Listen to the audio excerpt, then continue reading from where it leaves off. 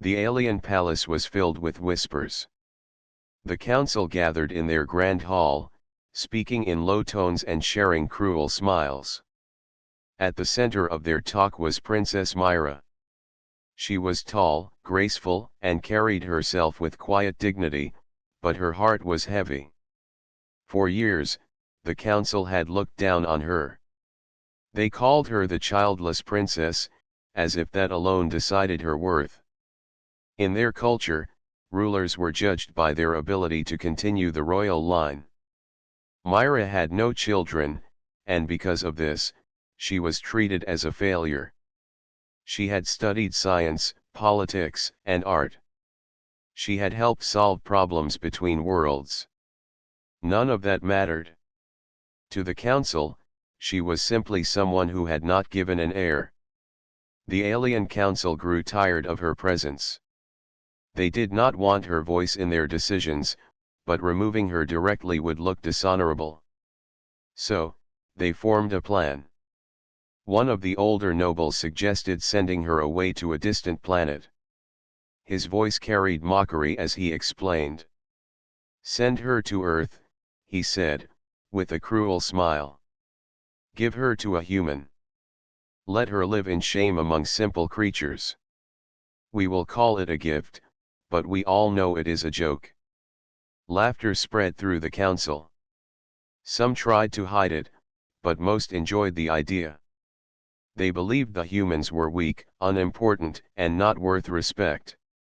Sending Myra there would be both punishment and humiliation. Myra stood in silence as they announced their decision. She did not argue, though her heart trembled. She had long grown used to their insults, but this was different. Exile to a world she had never seen, to live among strangers, was crueler than anything before.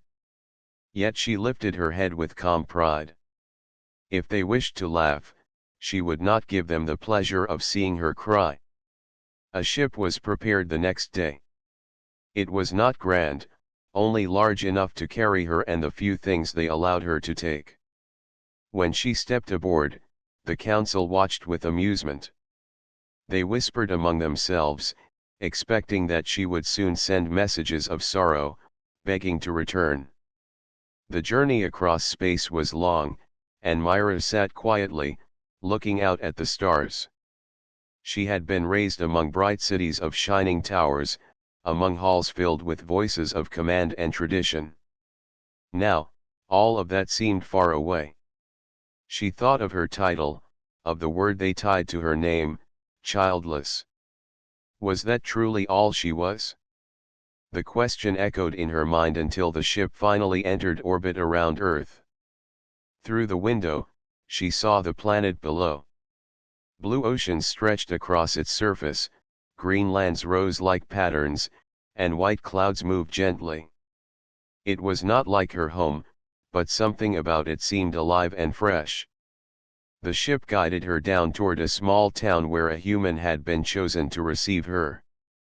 The landing was quiet, without ceremony. Myra stepped out and looked around. The air was different, soft, and filled with scents of plants. Birds flew overhead, their wings beating quickly. A man stood waiting near the landing site. He looked simple compared to the nobles she knew. His clothes were plain, his hair a little untidy, and his eyes carried both surprise and caution. His name was Daniel. He had been told only that a visitor from another world would come. He did not expect to see a princess dressed in fine silver fabric, her face calm but her eyes carrying sorrow. For a long moment, they simply looked at each other. Daniel was unsure how to greet her. Myra was unsure what to expect from him. She had prepared herself for rejection, for laughter, for more cruel words. Instead, Daniel simply said, "Hello. You must be tired from the journey. Come inside." The words were simple, yet they held kindness. Myra blinked, uncertain. No mocking tone, no insult. He treated her as a guest, not a burden. She followed him into a small house, warm and quiet, very different from the cold halls of the palace. For the first time in many years, Myra felt a faint spark of comfort. She was far from home, sent away as a joke, yet here in this strange place, among humans she had been taught to dismiss, she sensed the beginning of something new. The first days on Earth felt strange for Princess Myra. The house Daniel lived in was small compared to the shining halls she once walked through. Its walls were simple, its furniture plain, yet everything carried warmth. The air smelled of wood and soil, not polished stone and cold metal. She sat quietly at the table while Daniel moved around, offering her food and water. At first, Myra refused. She was used to food prepared by palace cooks and served on shining plates. But Daniel placed a bowl of vegetable soup in front of her and said, "Try it. It is fresh. I grew most of this myself." Myra hesitated, then tasted it. The flavor surprised her. It was not the finest dish she had ever eaten, but it felt alive and honest. She ate more, silently, and Daniel smiled faintly, though he did not make any comments. Each day after, Myra watched how humans lived. Daniel woke early, worked in the garden, repaired small machines, and read books in the evening. He had no servants, no guards, no advisors, yet he carried his life with steady patience. Myra found herself curious. One morning she asked, "Why do you live this way, without others to serve you?" Daniel looked at her with mild surprise. "Because I can do things myself. I don't need people to bow to me. I just need people I care about." The answer puzzled Myra. In her world, rank was everything. A ruler without attendants was unthinkable. Yet here, Daniel seemed proud to live simply. She thought of the council that had mocked her. None of them would understand this kind of strength. As days passed, she began to notice something else. Humans did not measure their worth by children alone. Families were valued, yes, but people also spoke proudly of their work, their dreams, and their friendships. Some humans had no children, yet they lived with dignity and were respected in their towns.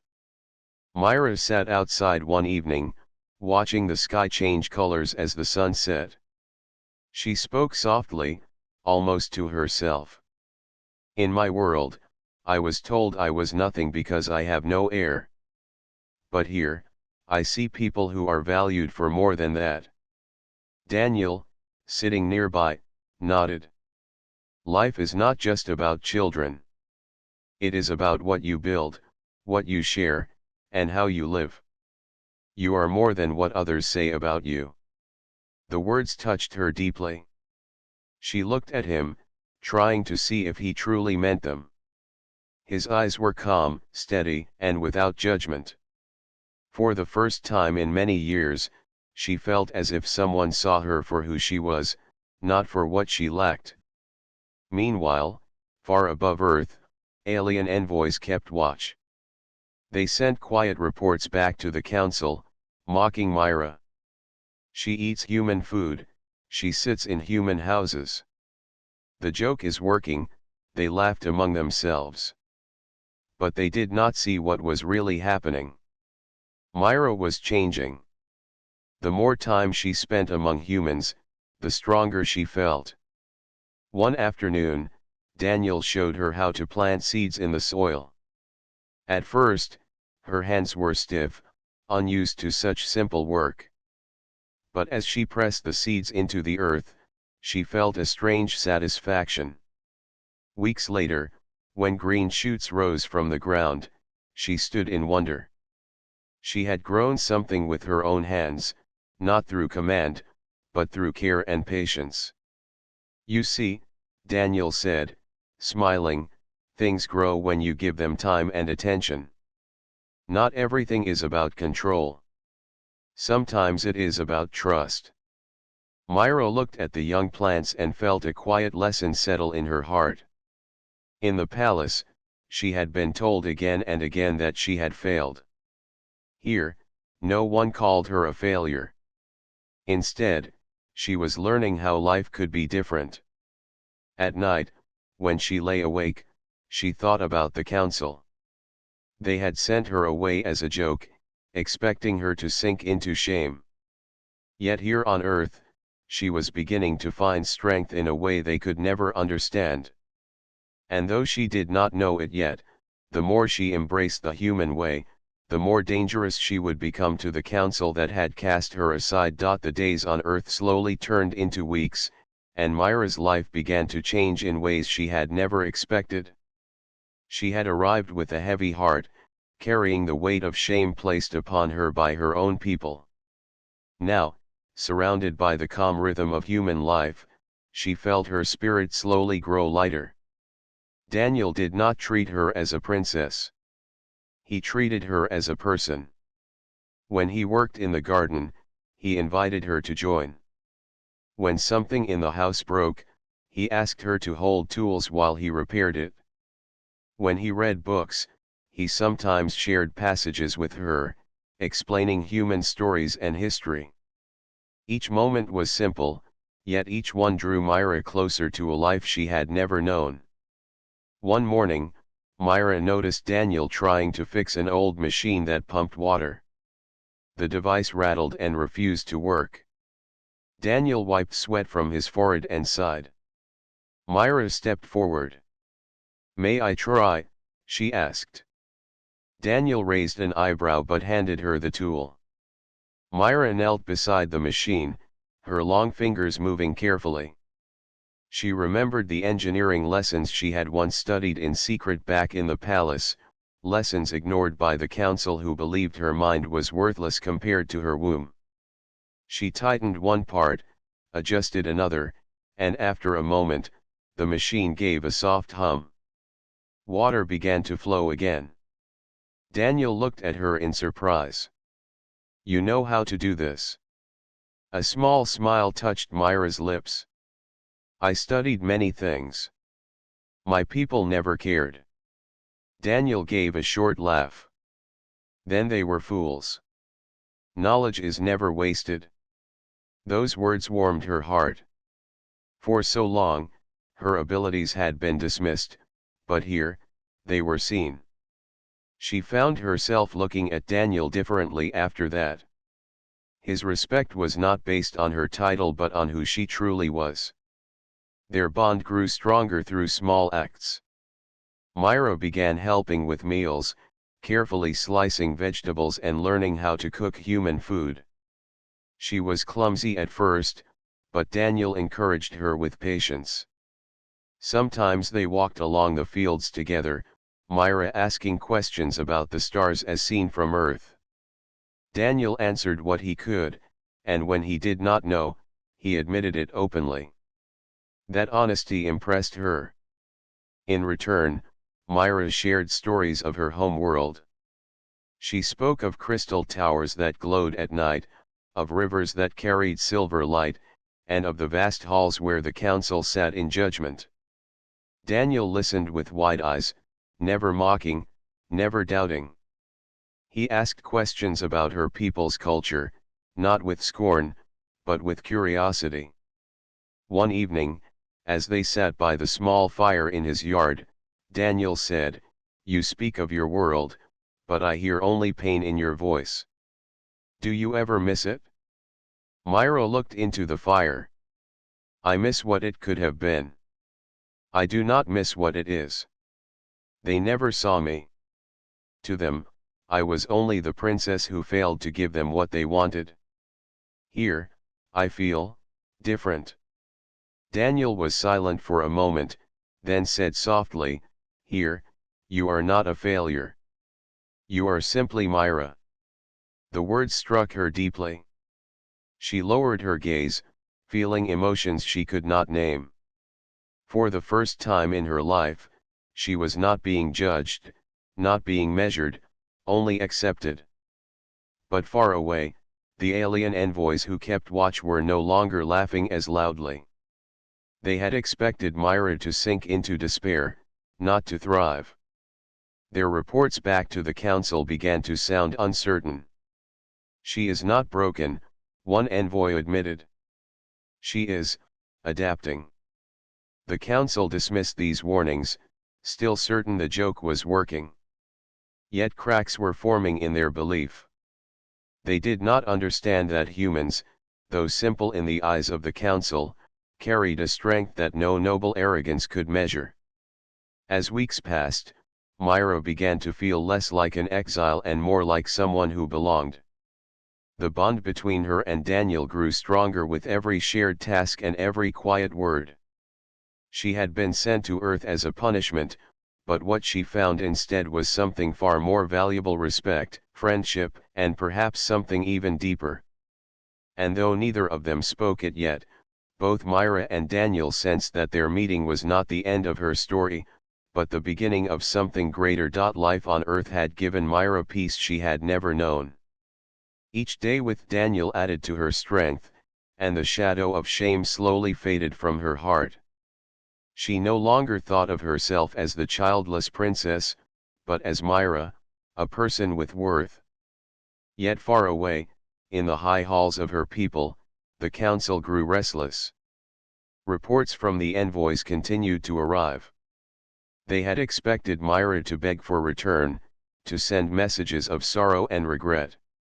Instead, they learned she was building a new life among humans. She was not broken but growing stronger. Some council members grew uneasy. Others laughed, saying, "Let her come back. We will show her that her little human world means nothing."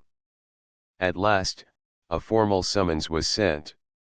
The message arrived in a silver device that glowed in Daniel's home. Myra touched it, and the council's voice echoed through the room. "Princess Myra, you are ordered to return. Your time of exile is over. You will present yourself before the council to answer for your failures." The words were sharp, carrying mockery even from across the stars. Myra's chest tightened. The thought of standing once more before those who had scorned her made her hands tremble. For a moment, she felt like the same weak figure who had walked silently to her exile. Daniel watched her carefully. When the message ended, he said, "They want you to return in shame. But you do not have to go that way. You can go back in strength." Myra looked at him, uncertain. "Strength? They will only laugh again. They will see me as they always have." Daniel shook his head. "No. You have learned more here than they understand. You see life differently now. If you return to show them that you are not the woman they mocked. Show them what humanity has taught you." His words lit a fire in her heart. For years, she had carried her silence like a shield, but now she felt a different power rising within her. She was no longer afraid of being laughed at. She was tired of hiding. "Still," she whispered, "if I go back, I cannot stand alone." Daniel placed his hand gently on the table. "Then I will go with you.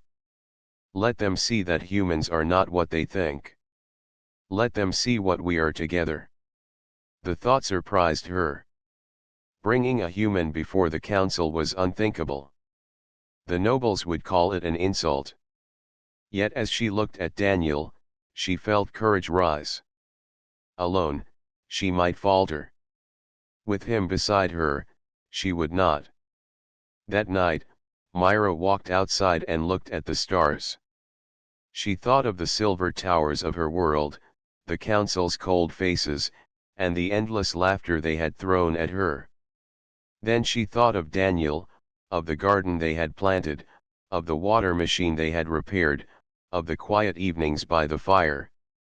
The two worlds seemed far apart, yet in her heart, they began to join. The next morning, she spoke with steady voice. "I will return. Not to bow my head, but to lift it? If they wish to judge me, let them. But I will not go back in silence. Daniel, will you stand with me? Daniel gave a small smile. Of course. The alien ship that had once carried her in exile was sent again to collect her. This time, Myra did not board it as a prisoner. She stepped onto it with Daniel at her side, her head held high. The journey through the stars felt different now. She was not leaving peace behind. She was carrying it with her. As the ship neared her home world, Myra felt both fear and determination. The council would laugh. The nobles would mock. But she was ready to show them what they had never understood. For the first time, she did not feel like the childless princess returning in shame. She felt like Myra, daughter of her people, student of humanity, and a voice that would no longer be silent. The silver ship glided across the endless dark, carrying Myra and Daniel back to the world she once called home. Myra sat near the window, her eyes fixed on the stars.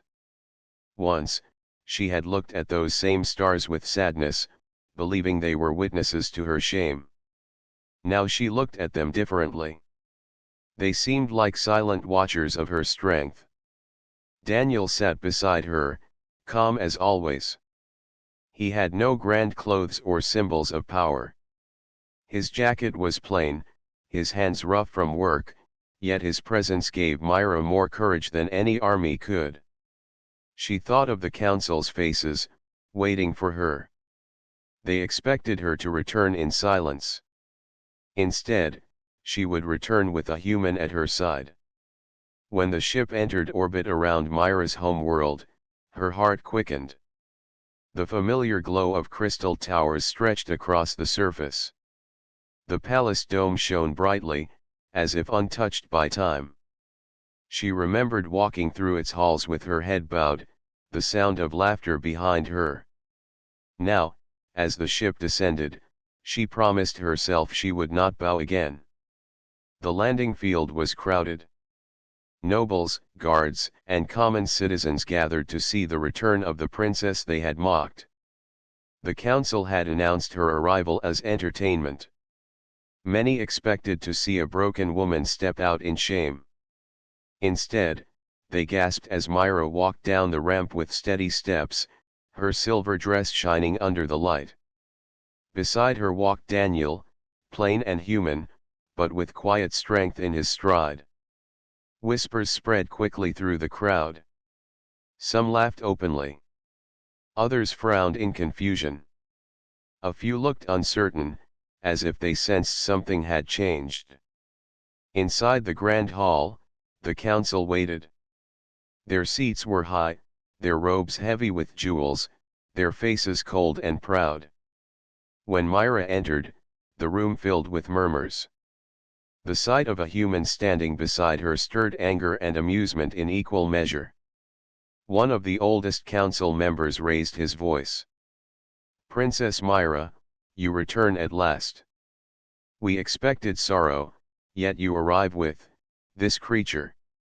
Do you mean to shame us further?" The room filled with laughter. Myra stood tall, her gaze steady. She did not flinch, and when the laughter faded, she spoke. "I return not in shame, but in truth. You sent me away as a joke. You gave me to a human, thinking I would be broken. But I found strength where you thought there was weakness. I found respect where you gave me only scorn." The hall fell quiet. Her voice, calm and clear, carried through the chamber. She placed a hand lightly on Daniel's arm. "This is Daniel, a human.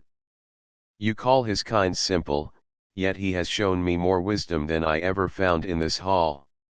He does not measure worth by heirs or titles.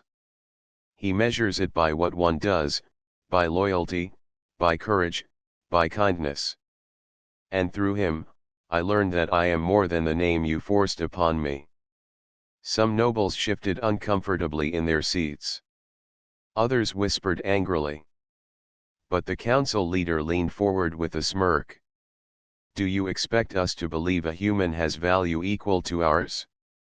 Do you expect us to respect one who digs in soil and reads simple books? Daniel, who had stood silently, now spoke for the first time. His voice was calm but firm. I do not ask for your respect. I ask only that you see truth. Power without compassion is hollow. Knowledge without humility is empty. I may be human, but I am not weak. My people are not weak. And Myra is not weak. You may laugh, but laughter will not hide your fear of change. The words spread through the hall like a spark. The council members stiffened. Some nobles murmured approval, others anger. The citizens who had gathered to watch whispered among themselves, their eyes drawn not to the council, but to Myra and the human who stood unshaken beside her. For the first time in many years, Myra felt no weight of shame pressing on her shoulders. She had walked into the heart of her people's power, not as the broken princess they remembered, but as someone new. She was not alone. And as she looked around the hall, she realized something important. The joke that was meant to destroy her had already begun to turn against those who made it. The council had expected Myra to falter, to kneel, or at least show fear. Instead, she stood tall beside Daniel, her calm presence challenging their authority. The hall was filled with whispers. Some nobles still laughed, but more were uneasy. They had never seen the princess return with such strength, and the human beside her only added to their confusion. The council leader's voice rang sharply. If you wish to return with a human, then let him prove his worth. Show us that your teachings are not empty words. Daniel nodded. He had anticipated this. I will face your tests, he said calmly. Not to please you, but to demonstrate what humanity can do. The first challenge was a test of strategy. Daniel and Myra were placed in a room filled with complex devices and puzzles. The council expected Daniel to fail, to fumble, and give up.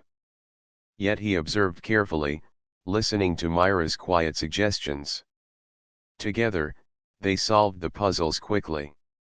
Each mechanism clicked into place under their hands. The council members frowned as the room's light signaled success. The second challenge tested endurance. Daniel was asked to climb a steep, crystalline tower, carrying weights designed to slow him. Myra followed beside him, offering guidance and encouragement. Step by step, they moved with careful strength. When they reached the top, the council watched in stunned silence. The human had not faltered, and Myra had assisted without fear. Next came a test of wisdom. The council posed questions about leadership, ethics, and decision-making. They expected Daniel to answer poorly, revealing the supposed weakness of his species. Yet he answered thoughtfully.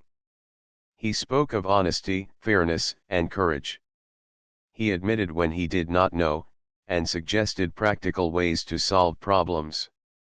Myra added her perspective, showing that she had learned much from him. Some council members began to shift uncomfortably. Their assumptions about humans, about Myra, and about the strength of both, were crumbling. They had underestimated what they did not understand. Finally, the council issued a test of unity. Myra and Daniel were asked to lead a group of young trainees in building a small bridge across a river of energy that ran through the palace grounds. The task required communication, planning, and trust. Myra and Daniel worked together, guiding the trainees with patience and clarity. The bridge was completed perfectly, and the council could not hide their astonishment. One of the younger nobles whispered, "I did not think humans could succeed like this." Another shook his head, muttering, "And Myra, she is stronger than we imagined." The council leader rose, trying to maintain authority. Enough. The tests are complete. But do not think this changes anything. Myra stepped forward. Her voice was calm, carrying through the hall. The tests do not change the past. They show what is possible. We are not asking for praise or honor. We are asking you to see that strength comes in many forms. Daniel has shown what humanity can do. I have shown what I have learned from him. That is all the proof needed. A silence followed. The council members exchanged uneasy glances. The citizens who had watched the trials whispered excitedly. They had seen courage, intelligence, and unity in action. The so-called joke had backfired completely. Myra turned to Daniel, giving him a small smile. "Thank you," she said softly. Daniel nodded. "Thank you for trusting me." In that moment, Myra realized the true lesson of her exile. She had been sent away to be humiliated, but instead, she had grown stronger. She had learned to trust, to lead, and to see value beyond titles or expectations. Humans had taught her resilience, patience, and courage. Together, they had shown the council that no one could measure true worth with narrow rules or cruelty. The council could no longer mock her. They could not dismiss Daniel. And in the quiet strength of their success, Myra felt a warmth she had never known, a feeling of accomplishment, respect, and hope for the future. The council hall remained silent, though the murmurs of nobles and citizens alike filled the edges of the room. Myra and Daniel stood at the center, calm and unwavering. For the first time in her life, Myra did not feel fear in the presence of those who had once judged her. She felt pride, and something even deeper, a sense of belonging to both worlds she carried in her heart. The council leader finally spoke, attempting authority, but his words lacked their usual sharpness. "Princess Myra, you have completed the tests. But remember, your return does not erase your past failures." Myra held his gaze steadily. "Past failures do not define me. They only taught me lessons I could not have learned otherwise. I am not the princess you sent away. I am Myra, and I have learned strength in ways you cannot measure." Some nobles stirred uncomfortably. The citizens watched closely, eyes wide. They had seen courage and intelligence in action, not just in words. Daniel, standing beside Myra, gave her a small nod of encouragement. He understood that this was her moment. Myra took a deep breath and spoke to the council as if addressing not only them but the entire world. "You sent me to Earth as a joke. You believed I would return broken, ashamed, and small. But Earth taught me something you could not. Humans are not weak. They have strength in kindness, in courage, in unity. They measure worth differently, and through them, I learned my own value." She paused and looked at Daniel, who smiled quietly. Then she continued, her voice steady and strong. "I do not measure myself by what you demanded. I measure myself by what I choose to do, by the lives I touch, and by the courage I carry. I returned not in shame, but to show that true strength cannot be mocked or dismissed." A hush fell over the room. Some nobles lowered their eyes, unsure of what to say. Others whispered to each other, realizing that the princess they had mocked had become far stronger than they expected.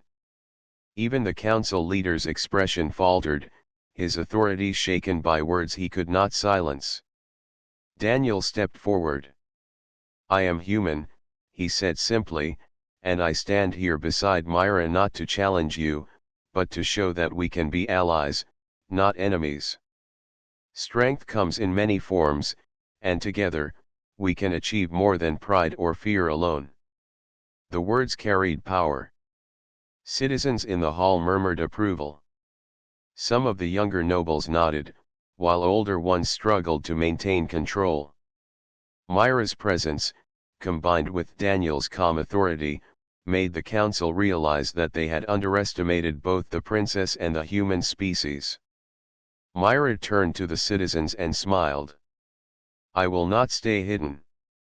I will not measure my life by your narrow expectations. I will carry the lessons I learned on Earth into this world, and I will work to bring understanding and respect between our peoples." A few of the council members opened their mouths to object, but no words could match the strength in Myra's voice. She had returned not broken, but empowered. She had grown beyond their limitations. The citizens began to applaud quietly at first, then louder. Daniel's calm smile encouraged them, showing that unity between worlds was possible. Myra felt a warmth in her heart, a joy she had never known in the halls of her own palace. She had returned as a symbol, not of failure, but of courage and growth. The council, though still uneasy, could no longer mock her.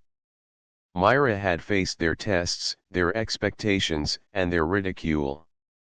She had succeeded not because of power or title, but because of determination, intelligence, and the human lessons she had embraced. As the hall emptied, Myra stood with Daniel at her side. She looked around at the palace, at the towers that once seemed like barriers, and now appeared like a place she could change. She understood something important: her journey was not over. She would carry the strength of humanity into the stars and show her people that true worth was measured in action, courage, and heart. Myra had returned as the childless princess, but she left the council with something far greater. She left as a symbol of hope, resilience, and the bond between two worlds that had once seemed impossible to unite. And in that moment, Myra knew the council's joke had completely failed. She had returned not in shame, but in triumph, carrying a new future for herself, for Daniel, and for all who believed in strength beyond titles.